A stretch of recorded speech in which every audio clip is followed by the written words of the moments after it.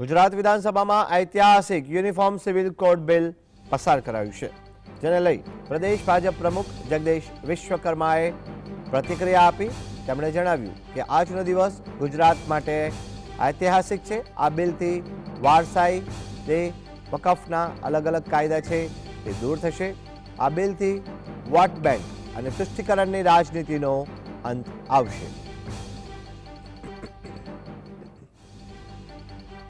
આપે છે નહીં, પણ જે સંકલ્પ પત્ર લઈને આવીએ છીએ એ વચનોને પરિપૂર્ણ કરીએ છીએ। એ આજે આ ગુજરાતની ભારતીય જનતા પાર્ટીની વડપણ હેઠળ સરકાર માન્ય ભૂપેન્દ્રભાઈ પટેલે એ સાબિત કર્યું છે।